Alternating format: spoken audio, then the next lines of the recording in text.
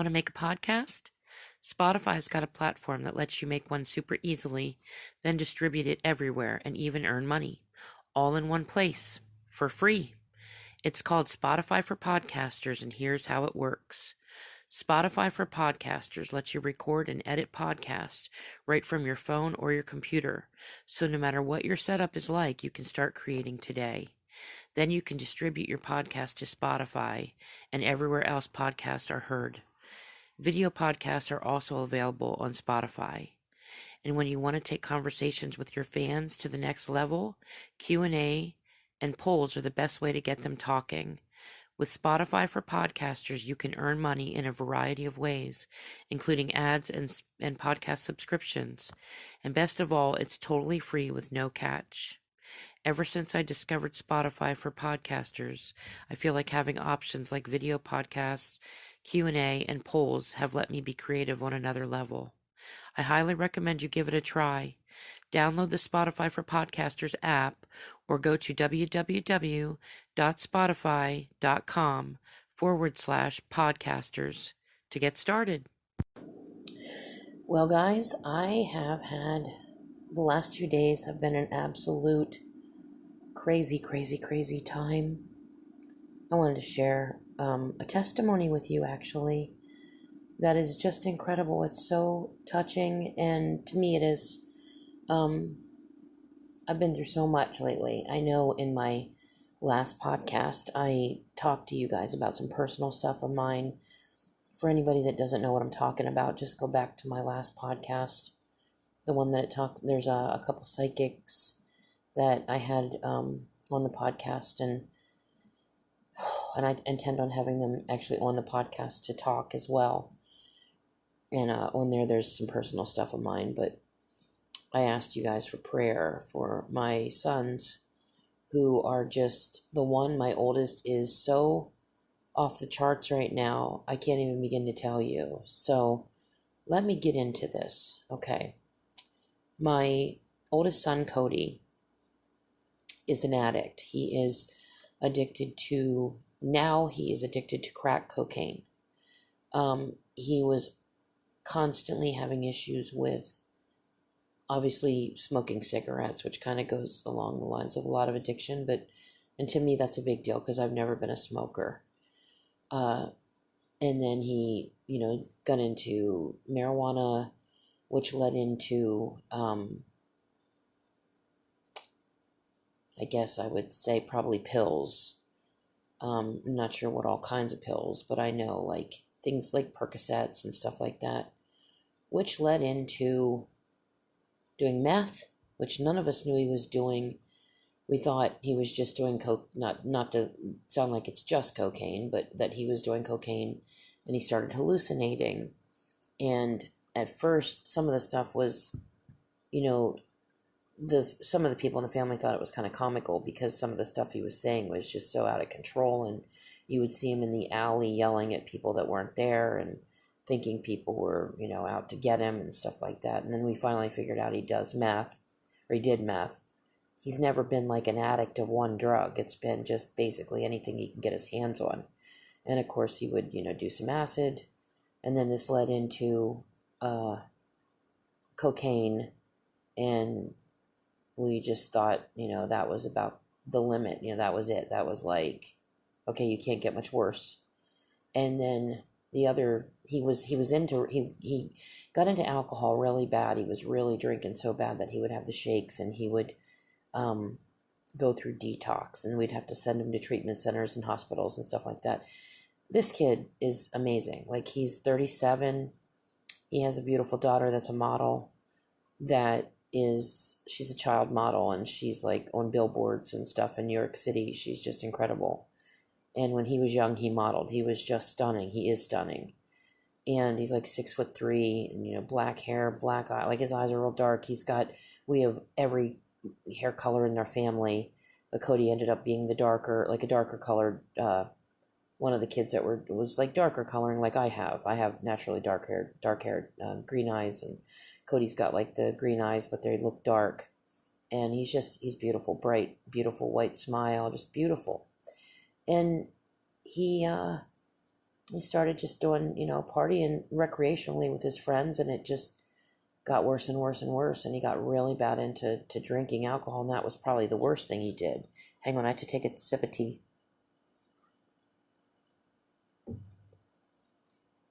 Oh, I love hot tea. There's nothing better. I love coffee, but I can't drink it. I'm allergic to it, apparently, which is upsetting. So, we got him into rehab just this year. He had gotten a DUI. We got him into rehab, and he went in, and I think it was like a 2-month stay. Got out. He was clean for 8 months. He was doing really good. And if anybody doesn't believe in demons or Satan or whatever you want to label it, well, one day he was out driving his car and turned a corner, and there's a really old friend of his just standing there. And he was so excited to see him. And the last 19 days has been spent with him ending up doing crack, because the friend he ran into is a complete crack addict, I should say. And he convinced Cody that fentanyl is not in crack, and that's why people do it, because it's safer than cocaine. So he totally, just backslid, or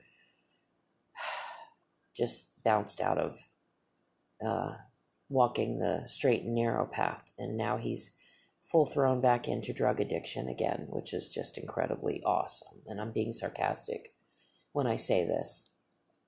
And I have another son who is Cody. He's his brother, and he's another beauty, 6'1", beautiful, bluish green eyes, blondish hair. Just, these boys are stunning. They're not boys, they're young men, you're men. And he's into cocaine. He's a cocaine addict. So I have these two boys that were raised like twins. They were each other's best friends, and they somehow both, because they ran in the same circles and had the same friends and were best friends, they both landed themselves with addiction. So we've done things, even like put trackers on their car. And let me tell you, before you get upset, they knew I put the trackers on the car. I told them I was putting the trackers on the car. They didn't like it, but I said to them, like Andrew said the one day, he said, I told him I was putting a tracker on his car, and he said, why would you do that? And I said, because we need to know that you're alive. Because the days that we have where you disappear for a day or two, and we have no idea where you are, all we visualize is you in a ditch somewhere dead, or somewhere overdosed, or heart attack, or we don't know what could be going on. And as long as we at least see you moving, and we know where you are to check on you, and we see that you're still moving, then we have this sense of peace to know that you're still alive. And it wouldn't even necessarily mean that it's them moving the car, but it just makes you feel, like you can at least go check on them wherever they are. And the same with Cody. So I put a tracker on his car, and I told him, and he found it the one day. I didn't tell him where it was, and he found it the one day because I kept calling him, telling him to get home, and I saw where he was, and he finally got mad, and he pulled up in my driveway, and he found the tracker and put it on one of my vehicles. And then, I asked him about it, and he said he would give it to me, but not to put it back on his car. And I said, well, that's not something I'm not going to do. I'm going to definitely put the tracker on your car, because we have to know that you're where you are, and if you're alive. So I did. He knew I had it on there. In fact, he would call me sometimes and tell me to get it off his car, and I was like, I'm not doing it. I don't care if it's illegal or not. I don't care. I have to know my son is able to be checked on. So that's where we got with that. Well, the other day, not the other day, a couple weeks ago, Cody got a DUI, and he already had a DUI license suspension from last year when we put him in rehab, when he went to rehab. Before he went to rehab, he had gotten caught with a DUI, and he refused the blood testing and the breathalyzer, so it was an automatic license suspension. While under suspension, He got another DUI about 2 weeks ago. And he did get he allowed them to do blood work that day, which was stupid, but he did. Because then they can prove what is in your system. If you're already going to get a DUI, if you already know you have stuff in your system, you might as well just refuse it and, honestly, save yourself the hassle. And that's my opinion. I might be wrong about that, but that's how I feel. They're still going to, hit you with whatever they have, and then they have proof of what's in your system. So you might as well just take the hit and refuse it and just let them suspend your license. I mean, honestly. So he gets this DUI and he's under license suspension, and the police officer didn't find anything on him, but he had some friends with him in the car, and he ended up getting a DUI. So he's devastated, and he's like talking like he's going to jail because he was driving under suspension, and the police officer knew he was high. And so the whole last 2 weeks he's been on this binge, like, why bother with worrying about, my actions. Now I'm going to jail anyway, I might as well live it up. This is his excuse. And so today I get a call, and Kim is really upset, and she tells me Cody crashed his car. His girlfriend his fiance is Kim. She said that he got another DUI. He wrecked his car. And the first thing I said was, is he okay? And she said, yes. And I said, is the car? And she said, but he totaled his car. And I said, thank God. I was so grateful that he couldn't drive anymore, because he did not care. Whether he had a suspended license or not, he was driving. He didn't care how many DUIs he had. This is addiction. This is what it does. He hasn't been home to his family, to his wife and daughter, or fiance and daughter, in like 3 weeks, except to drop in now and then to take a shower. And that's not him at all. And it's been just an escalation of just crap. So the moral of all this, or the whole point, is I need your prayers. For all my Christian listeners, my family desperately needs your prayers. I have my mate, my 2 sons, and my son-in-law are all battling addiction. And I just found out the other day that my sister is as well. And there's others that are in the family that are not blood related, just people that have come in through marriage and stuff. There's a lot of people in our family that are not addicts. We have a very large family. So I don't want you to think our entire family is just filled with addicts. Because I know there's kind of like maybe a stigma to that, or, you hear of all these people that I'm asking for prayer for, and it's like, there's a lot of people that don't have addiction issues. It's like, I would say half of our family doesn't, and the other half does, and it's a very large family.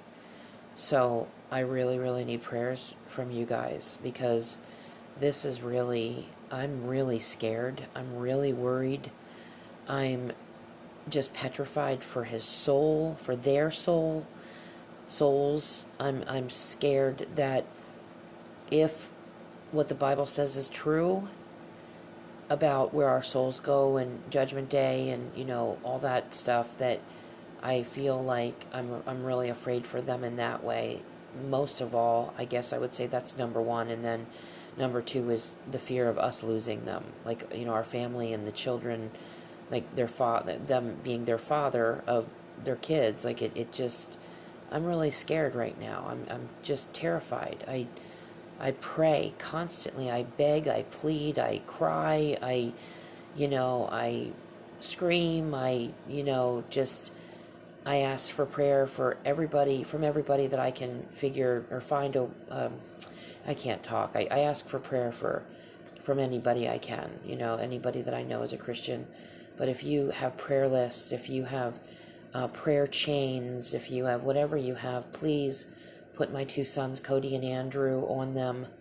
My mate Matt and my son-in-law Jordan, just please put them on on your prayer chain, prayer list. Anybody that prays reach out and ask them to pray for us, because we really, really, really need it. We are in serious warfare here in our family from addiction, and these demons are hell-bent on destroying these young men. And I know they are. Like you can see it. When I was dealing with Matt the other day, he was saying some pretty crappy things, and he was coming down the steps, and he was saying some things to me that were really just kind of hurtful. And I remember I was so angry, and I looked up at Matt, and I just was fit to be tied. Like I just was seeing red, that kind of stuff where you just want to go out and just take a sledgehammer to their car or something like that. You have thoughts like that you're that mad. And I remember I heard Jesus say, "Tracy, look." And I looked up the steps, and he was sitting up on the step, and he was looking down at me. And he said, "Look at what you're dealing with. This isn't Matt." And when I looked, it was like I was looking through the eyes of God, and I could see a demon. And it was just like his eyes and the way he was looking at me. And I was like, this isn't a person. This is a demonic influence, or I don't even know if it's a demon. It's some kind of a dark entity that's, from Satan or whatever it's from, the dark side. And I saw it, and I could see it in him. And I remember I got quiet, and I walked away, and I went into my room, and I thought, my gosh, like I could tell, I knew that the demon was trying to get me to hurt him. Like it wants me to hurt Matt, and it wants Matt to hurt me. So it's bent on the destruction of us, our family unit, of each other, our freedom, possibly sending one of us to jail, people that actually hurt each other physically, or, just that kind of stuff. Like you could see that the agenda was right there written all over his face. And I was like, wow. And it really shut me up, and I got really quiet, and I walked away, and I went into prayer with God. I was like, that is crazy, Lord. Like, I was like, I actually could see it when you said, look, I saw it.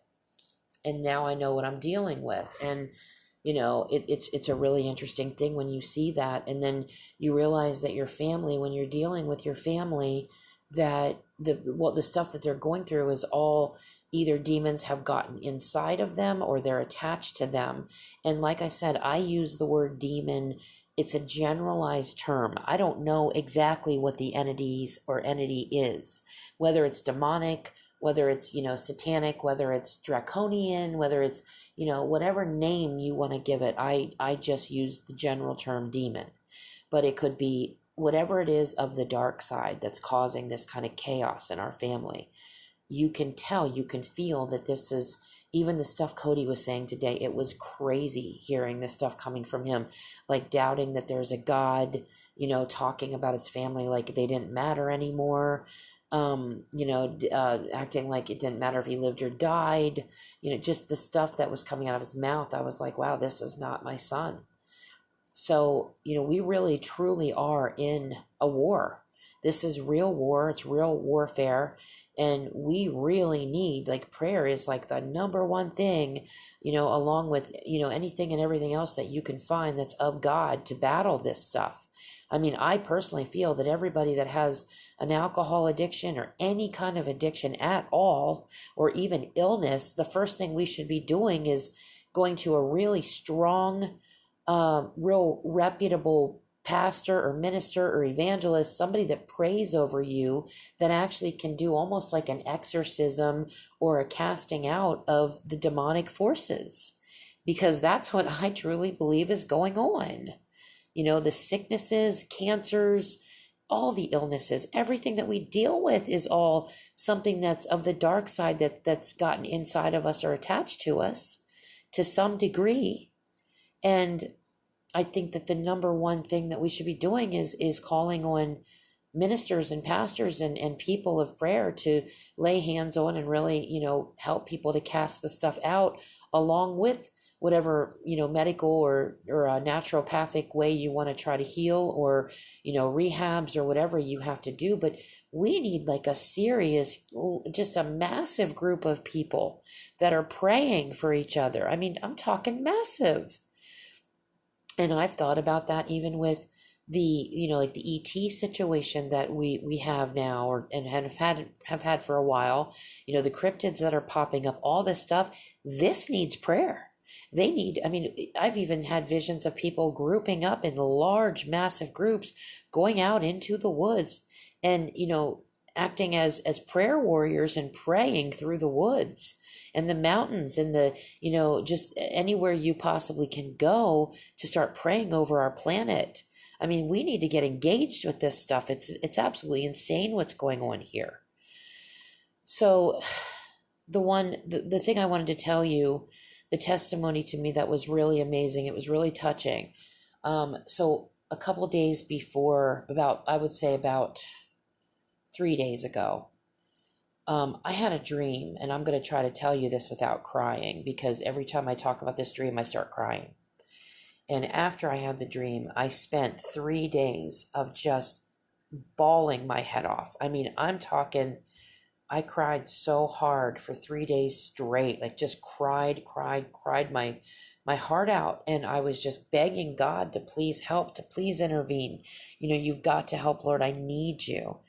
And so I had this dream that I was standing there with my aunt who grew up with me. She was like my sister. She was only 4 years older than me, and she was very close to me, and she was like my sister. And we were standing there, and there was a cake, and I was cutting a piece of this cake, and she said to me, for every piece that you cut, every bite that you take out of the piece that you cut, every bite that you take, a piece of them is going to be taken away from them forever, and it won't come back to you.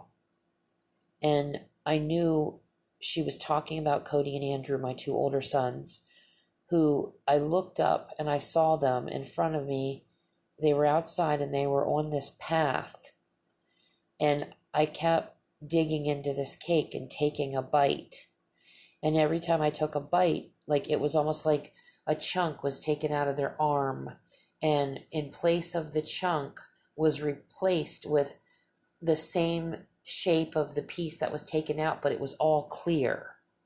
It was like there was nothing there, but it was covered over in a clear, like a puzzle piece that was all clear. But I couldn't resist taking bites of this cake. I kept taking a bite of it, and I kept eating it, and I was like trying to stop myself, but I couldn't. Something was compelling me to eat this piece of cake. And I looked up, and then that kind of went away in the dream, like that part of it went away. And I remember I looked up, this is the part it's hard for me to say. And I saw my sons, and Andrew was on the right side, Cody was on the left, and Andrew was wearing like a yellowish shirt, I believe, which he wears a lot of work shirts that color, and his hair was a little longer. He's got like that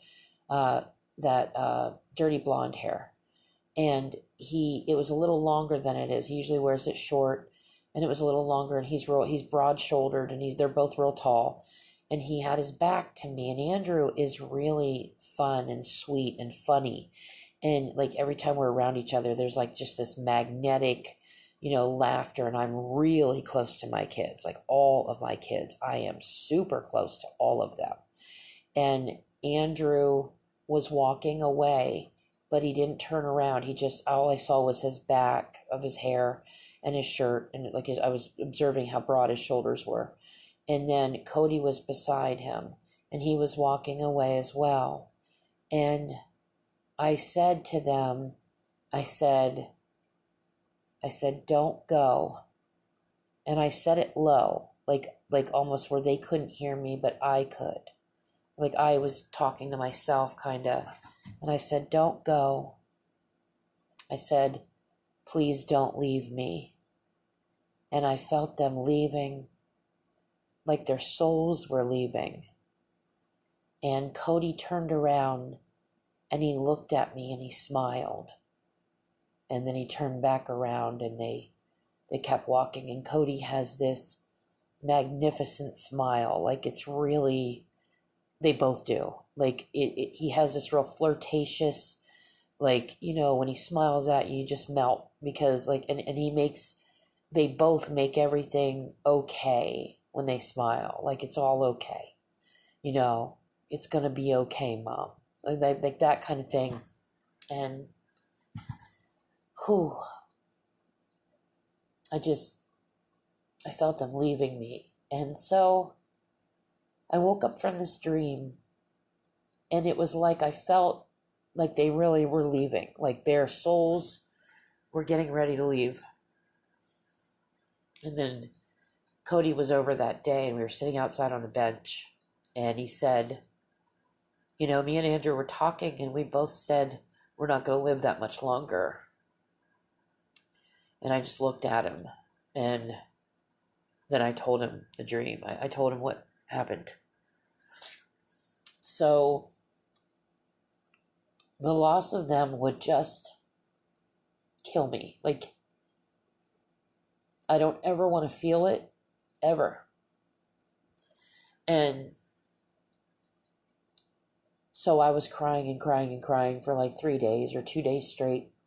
Just couldn't seem to get myself together. It's almost like I felt their loss already, which I profess in the name of the Lord Jesus that they'll never get lost, that they're not going to ever perish, and that I will die before they do, because I just can't handle it. But so I was sitting outside on the bench. I have a bench outside that I go out and I feed my bird gang, I call it. These little birds that love me and I love them, and they come really close to me and stuff. And I was sitting there, and I heard Jesus say to me, "For every new day comes new hope." And I was like, wow, Lord. I just sat there, and I was like, I can't, I just felt like it was him encouraging me, and him telling me that he can't make them do, his will, because he gives us free will, that it is about hope, because no matter how hard we want it, we can't force the issue. They have to make the decision. But I felt him tell me that as a way of just soothing me. And I was crying and crying and crying. And it lifted me, a little bit. And then I came in the house, and I was sitting at the table. And as I told you, we have a tracker on Cody's car. We did, until it got wrecked today. And on the tracker, if you go to the app, there's a round circle and a blue arrow inside. And the arrow is the location of the car. It shows wherever the car goes, this arrow will show up on an aerial map. So you can see the roads and all the greenery and everything around the area that the car is parked in. Cody was at work, and I looked down at the app on my phone to see the arrow, to see where he was. And right above his arrow is the building he works at. And the building is a big cross. The aerial view of this building, right above his arrow, and there's many buildings there, but right above his arrow was a huge cross. And I was like, wow. That's the Lord again. After talking to me about hope, I looked down and I saw this, and I felt the Lord telling me, I'm with him. I'm with him. And I started like tearing up, because I was just in disbelief, not in a disbelieving way, but just like, wow, that type of, just like you couldn't, you couldn't get over that God was showing you. You were feeling this from God, that he's showing you this is a sign. And then right in the same minute, I turned to maybe Facebook or something. I went on to something, and I ran. The first thing I see is this saying that says, God is saying to you tonight, my child, you are worrying too much. Remember who I am. There is nothing too hard for me. You may not see it, but I already have everything planned out. And I just sat there, and I was like, he always talks to me. He always finds a way to let me know that he's there and he's listening to me, and he's involved. He's in this picture. And even the car accident, I was asking the Lord to always protect Cody. Cody could have died. His friend that was in the car with him, he ended up in the hospital with a tube down his throat. We don't know if it's from the drugs or if it was from hitting his head, because he had a brain issue already. He'd already had brain surgery when he was younger. But this was the guy that got Cody into crack. And Cody walked away from this accident, and we're praying for Dom as well, who is still in the hospital, and we're praying for a full recovery for him and for him to get delivered and saved. And I feel like I always pray for God to send down to my children all of his graces and mercies to protect them and to constantly get in this battle with them. And I feel like that car had to be taken away from Cody, because no matter how many times he got stopped, got a DUI, got stopped with a license suspension, he kept getting stopped. He kept getting arrested. He kept getting, caught driving this car when he kept getting more DUIs, and he was getting caught driving under suspension, and it wouldn't stop. Nothing was going to stop him. So I really feel that God was very, very involved today, that he took the car away from my son, because that had to happen. And I don't know where we're going to go from here. I don't know, if he's going to end up on foot going places, or a motor, or a bicycle, or, what he's going to do, what drastic measure he's going to take to get back out there and go to these, houses where people are doing these drugs. I don't know if he will, when he will.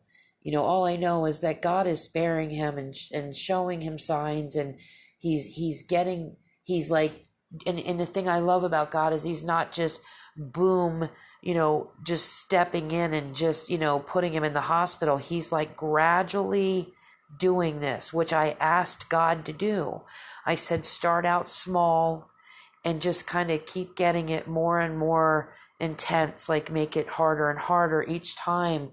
And until it's just, you do what you have to do without hurting anybody or maiming anybody, or, just so nobody else gets hurt and Cody doesn't end up like dead or paralyzed or in prison for a long time. Like, just don't let him get, deliver the message and deliver the deliverance without, it being too harsh, if you can, Lord. But my main concern, number one, is their soul. And number two is, it's not number two, it's right along with the soul. It's them just being alive for our family and for their children. It's unbelievable. I look back at my children and I think about the beauty that they were when they were young, and I had so much hope for them, and they had so much, these kids have everything. They have the most beautiful homes and families and women, like their wives and their family. They have so much support, so much love. They have everything you could possibly need in this world. They have a whole support system. They have me, and there's, if addiction can take somebody and put them into the throes of addiction that have all that going for them, it can take anybody. This isn't targeted at just, one group of people in any way. It's hitting people everywhere. I've heard from people telling me there's, judges, police officers, lawyers, and doctors, pilots. you name it. Like it's just everywhere. And it's infiltrated our society to such a large extent. It's so heartbreaking to me. But I wanted to share this testimony of the Lord with you. That was my whole purpose tonight. This is not a cryptid, on the dark side podcast. This is about the Lord and how he's working in my children's life. and the way he's answering my prayers. And, he's incredible. He's my best friend in the whole world. I love him more than anything. And I know he's there. I feel him. I hear him. He's given me a miracle healing. If you guys don't know about that, back in one of my podcasts, you might find the title back. I don't know how far back it is, but it talks about a miracle healing I had. I'm sure it's in the title somewhere. It was just incredible, you guys. I mean, what God has done. That was when I was really getting close to him, really got super, just so close to the Lord. And I have been close to him ever since. And I've never stopped. And every day I get up and he is a main focus of my entire day. I mean, he's not a fantasy to me. I'm not a fanatic. I just have a very best friend, a father, a savior, and a comforter that I call my best friend, and I love him. He's my family, and he helps me, and he helps everybody if they ask, and we need him, and he's real, guys. It's not a fairy tale. He's real. He's really there, and you're gonna see him someday. You're gonna meet him, and you want to meet him on good terms. You don't want to, Jesus died for us. He gave us everything he had to give. And the least we can do is to try to live a life that doesn't involve us being immersed in sin, and just show him some love and attention. Let him know you believe in him and that he's there. Talk to him, spend time with him.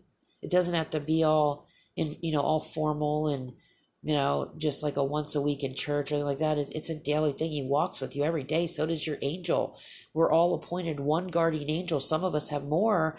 Some come later throughout our life, come and go as needed, depending on what kind of battle we're in. But, we always have at least one that's going to be there to take us off to heaven when we die. Hopefully we go to heaven. And, our God loves us, but he is a father of laws. He has rules and he has laws, and they're laws that are good. There's nothing about his laws that are bad or destructive in any way. They're good laws. It's all goodness, and we have to try to fight these battles. We are in war down here, and these beings want us dead. They want the destruction of our lives, our families, our souls. Every single drop they can get out of us, they want. They hate us. And so because we're the image of God himself. God breathes us into existence with his own breath. He thinks of us, holds out his hand, and breathes us into existence. That's how much a part of God we are. Please pray. I really need it. I love you guys so much.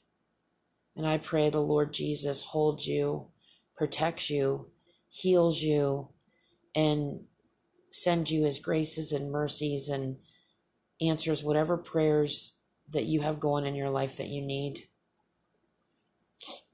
And just be safe, and God bless you all. I'll be talking to you soon. Take care.